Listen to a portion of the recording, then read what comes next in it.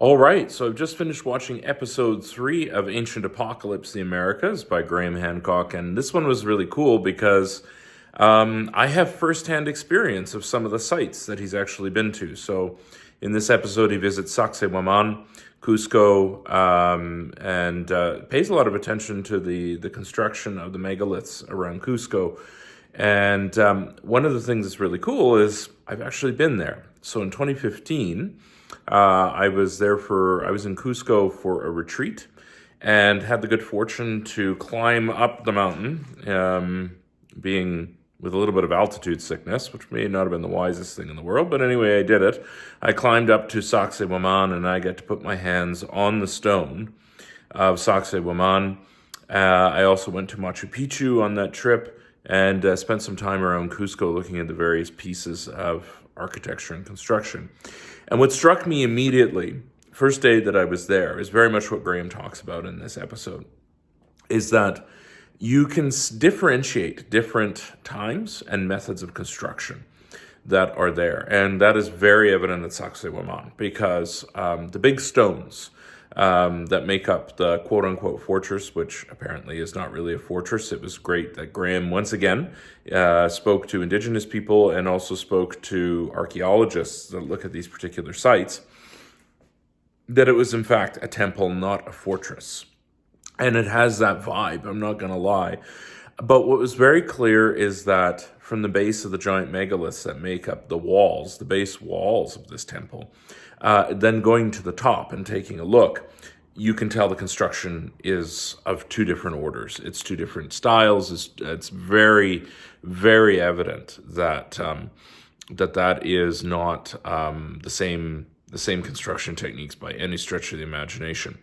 What was really interesting is that you notice the same in Cusco itself. So there's a famous 12-sided stone on an old wall there. And you can see in that wall, actually, and I think you kind of got a glimpse of something like it in episode 3, is that you can tell different eras of construction based on the type of stonework that is in place there. So you can tell what is obviously post-Inca, so certainly, within the last 400 plus years, but you can also tell some stuff that was very likely made by the Incas. And then you've got this other stuff, which looks different and is very, very sophisticated, and it's the oldest stuff.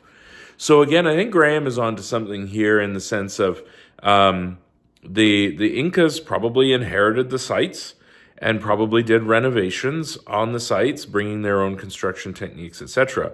But I do believe that when I was in Cusco and Sacsayhuaman, I can sort of back up what Graham is saying and what he's talking about in episode 3, is that it is evident that the area and the constructions that you're looking at span far back past when, the Incas were supposed to be. Graham talks about the history of the Incas. They were only supposed to be around for about 100, 120 years.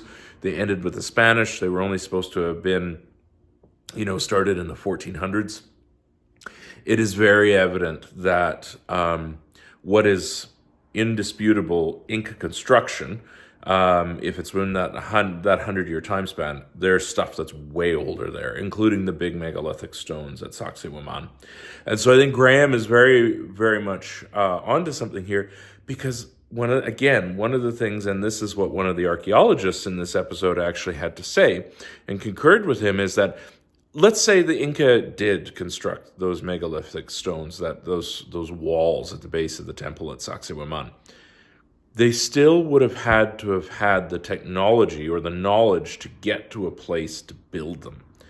And that suggests a prehistory that goes way, way back, further past the Incas. So again, as the archaeologist himself in this episode says, it appears to be a lost technology.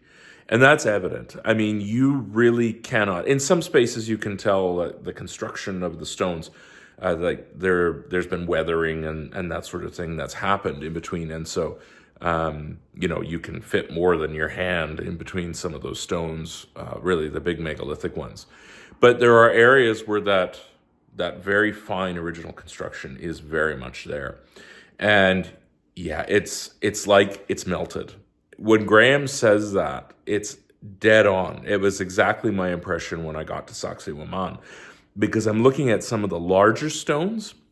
Smaller stones have this too, but it's evident in the larger stones. It's almost as if it had melted, because there was no discernible mortar between them. The joints were exceptionally fine, and it looks like just the outer edges where the stones meet and where it hits the ground look like they've been melted. So this episode is an excellent summary, and I'm really glad that Graham is doing what he is doing in these episodes, because he is consulting the indigenous people, he is consulting the archaeologists, and he's not being combative. He's actually letting them say on the show, we don't know, there's lost technology here, we don't understand, and the indigenous people can tell their story in a very open way. Some people are already criticizing, saying it should be 100% the indigenous perspective.